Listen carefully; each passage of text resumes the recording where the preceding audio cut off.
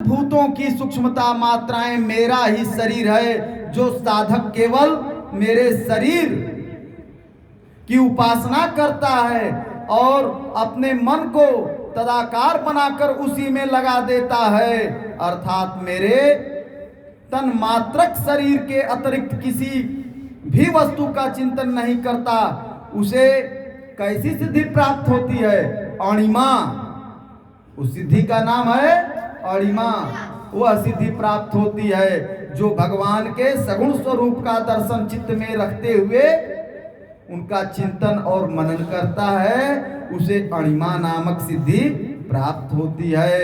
अर्थात पत्थर की चट्टान आदि में भी प्रवेश करने की शक्ति इस सिद्धि में मिलती है। अणिमा नाम की सिद्धि बहुत छोटा अणु रूप धारण कर लेना, ये अणिमा नाम की सिद्धि है। जैसे हनुमान जी जब लंका में प्रवेश करने लगे तो मसक समान रूप कपिधरी लंका चले सुमिर नर हरि। भगवान का नाम लेकर के वो एकदम मच्छर के समान स्वरूप धारण करके लंका में प्रवेश कर गए।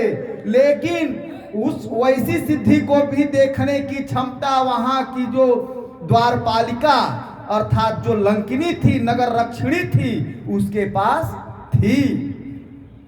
उसका नाम था लंकिनी।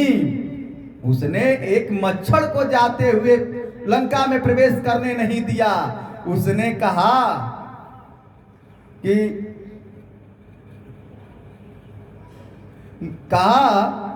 ए मच्छर, नाम लंकिनी एक निश्चरी। मेरा नाम लंकिनी है, मैं एक निश्चरी हूं। सो कह चले सी मोहि निंदरी। अरे मच्छर, तू मेरा निरादर करके कहां जा रहा है? यहां पर जो आता है, जो लंका का चोर है, वही मेरा भोजन है।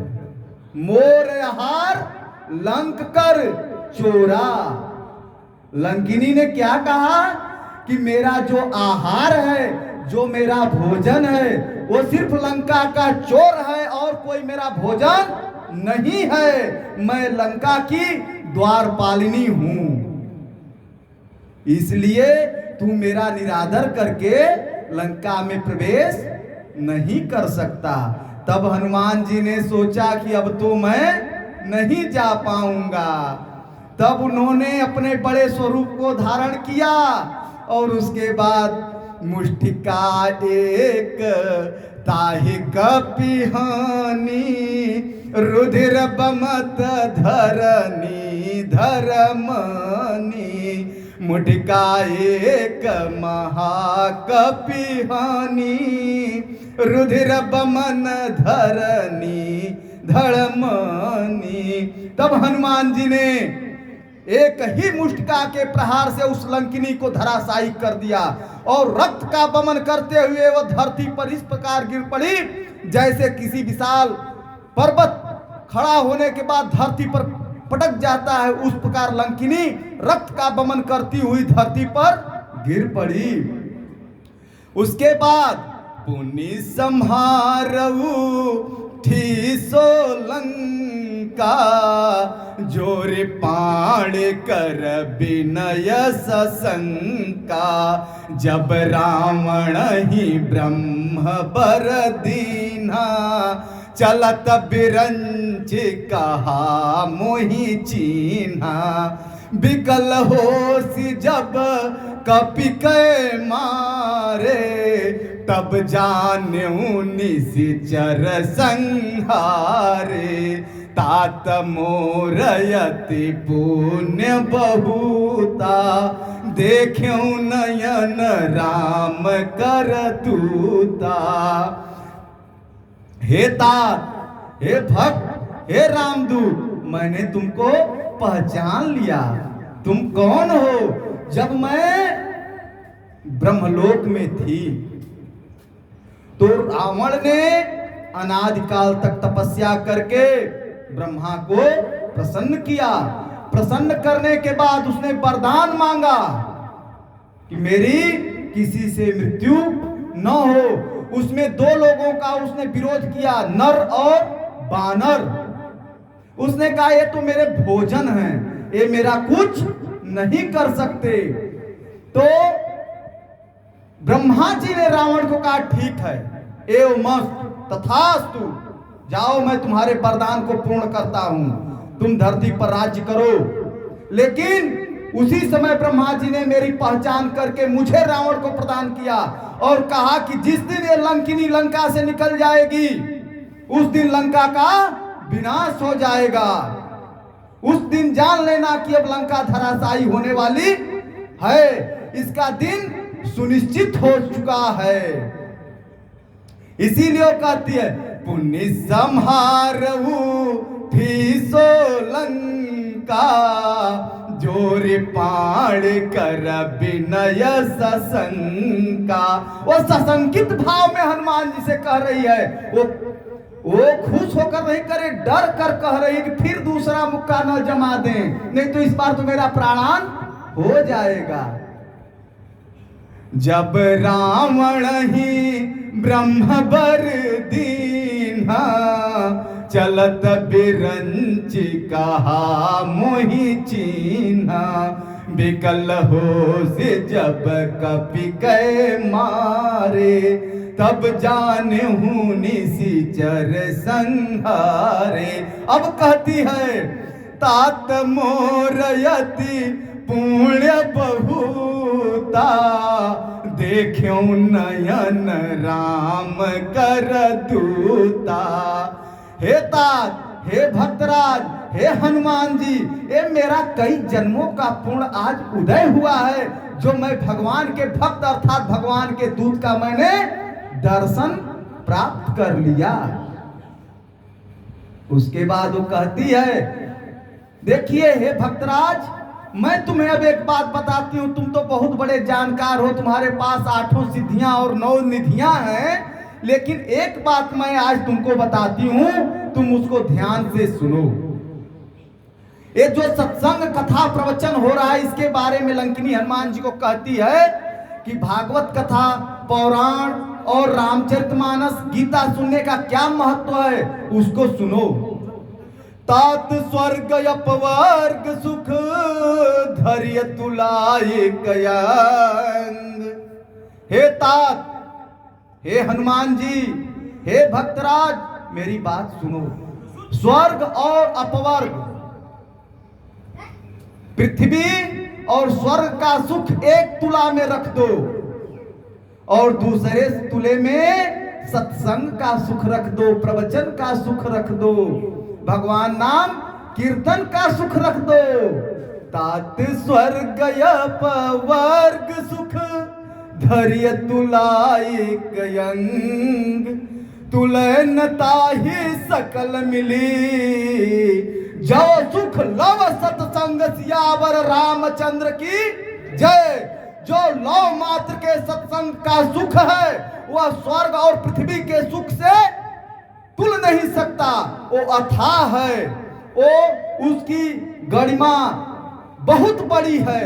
वह स्वर्ग, यहाँ धरती का जो सुख है और जो स्वर्ग का सुख देवराज इंद्र भोगते हैं, वह सुख सत्संग के सुख के बराबर नहीं है। वो भी कितना सत्संग का सुख, लव मात्र, तुलय न ताहि सकल मिली, जो सुख लव सत्संग, थोड़े से सत्संग का जो सुख है वह धरती और आकाश के सुख से बड़ा है। तब वो हनुमान जी से कहती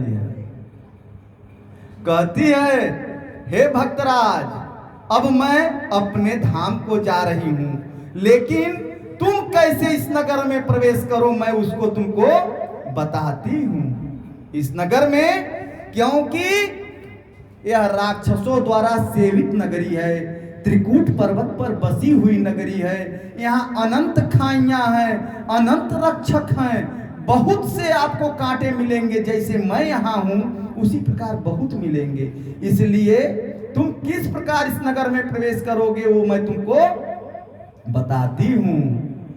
हनुमान जी से वो कहती है प्रविशि नगर की जय सब काजा, हृदय राखी कौशलपुर राजा, प्रभिस नगर की जय सब काजा, हृदय राखी कौशलपुर राजा। गरल सुधार पुकारहि मिताई, गोपद सिंधु अनल शीतलाई। प्रवेश, हे हनुमान जी, इस नगर में यदि प्रवेश करना है तो भगवान श्री राम को अपने हृदय में रख करके प्रवेश करना। जब इस नगर में भगवान के चरणों को हृदय में रख करके प्रवेश करोगे तो समुद्र तुमके गौ के खूर के समान हो जाएगा और धधकती हुई अग्नि शीतल हो जाएगी। ऐसा वरदान लंकिनी ने दिया, ऐसी अनुनय विनय लंकिनी ने हनुमान जी से की कि इस प्रकार तुम प्रवेश करो। उसके बाद क्या कहती है, गरुड़ सुमेरु रेणु समताहि, राम कृपा कर चितवा जाहि। तब अति लघु रूप धरऊ हनुमाना, पैठान नगर सुमिरि भगवाना। तब हनुमान जी क्या करते हैं, जो स्वरूप धारण किए थे वही स्वरूप धारण किए, अणिमा नामक सिद्धि को धारण किए, अणु स्वरूप धारण किए। अति लघु रूप धरऊ हनुमाना, पैठान नगर सुमिरि भगवाना। भगवान का सुमिरन करते हुए नगर अर्थात लंका में हनुमान जी प्रवेश कर गए। अब उसके बाद हनुमान जी वहां पहुंचने पर क्या क्या करते हैं उसके बारे में थोड़ा देर सुन लीजिए, कथा बड़ी अच्छी है। मंदिर मंदिर प्रतिकर शोधा, देखे जहां तहां अगणित जोधा। मंदिर मंदिर प्रतिकर शोधा, वो हर एक घरों में जाते हैं और वहां क्या देखते हैं, अनगिनत योद्धाओं को देखते हैं। एक योद्धा नहीं, जिनकी कोई गणना नहीं है, असंख्य योद्धाओं को हनुमान जी देखते हैं। तो उसके बाद वो कहां पहुंचते हैं, सभी लंका का भ्रमण करते हुए वो पहुंचते हैं रावण के घर। पहले नगर में घूमते हैं, उसके बाद घरों में घूमते हैं, उसके बाद स्वयं रावण के घर में प्रवेश करते हैं। घर में प्रवेश करते हैं तो क्या देखते हैं, गयऊ दशानन मंदिर माही, अति विचित्र कही जात सुनाही। वहां क्या देखते हैं, वाह क्या रावण का भवन है, अति विचित्र है, जिसकी तुलना तीनों लोकों में कहीं नहीं है। जो रावण का मंदिर था अर्थात जो उसका घर था, घर एक मंदिर होता है, गयऊ दशानन मंदिर माही, अति विचित्र कही जात सुनाही। उसकी महिमा कहने लायक नहीं थी, वो इतना दिव्य मंदिर था, इतना दिव्य घर था रावण का। लेकिन वहां भी देखते हैं कि वैदेही मैया सीता वहां भी नहीं।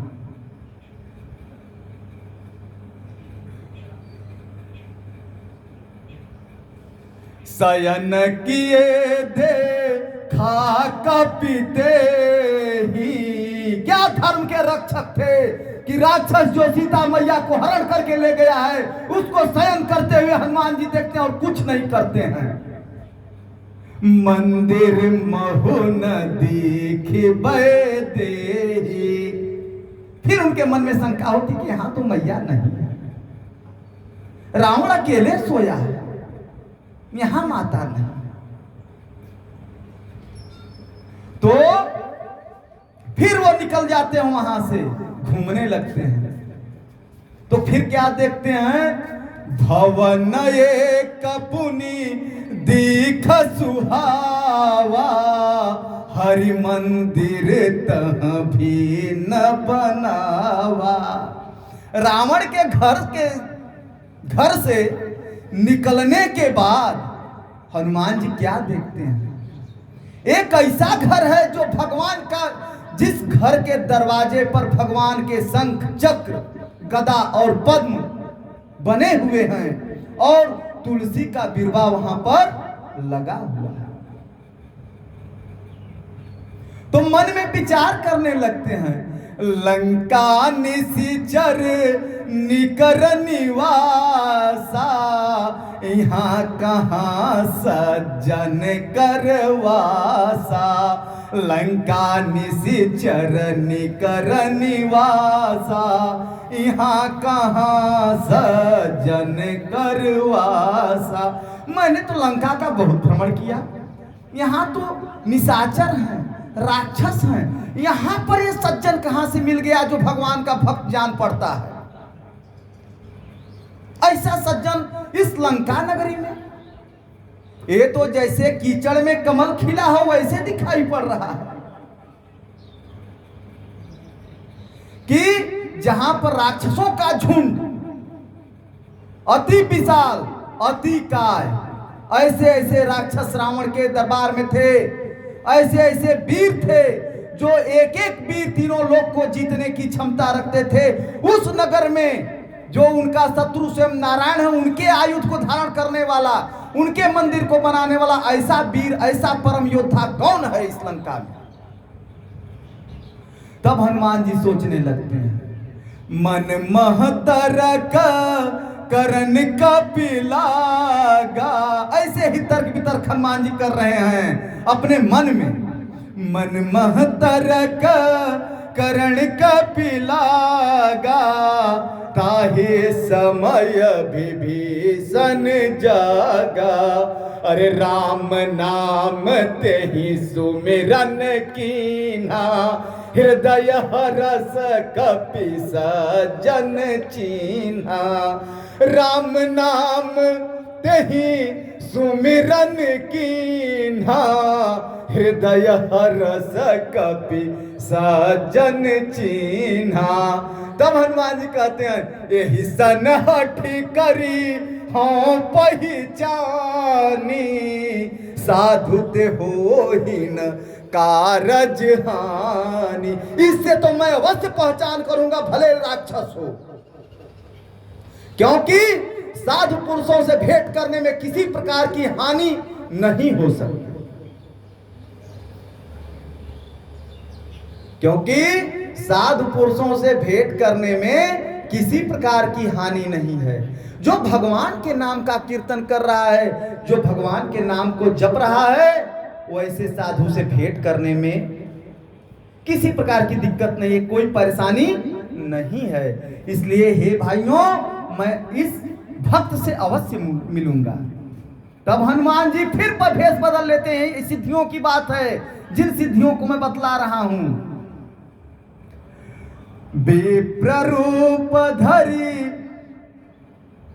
राम नाम तेहि सुमिरन कीन्हा, हृदय हरस कपि सज्जन चीन्हा।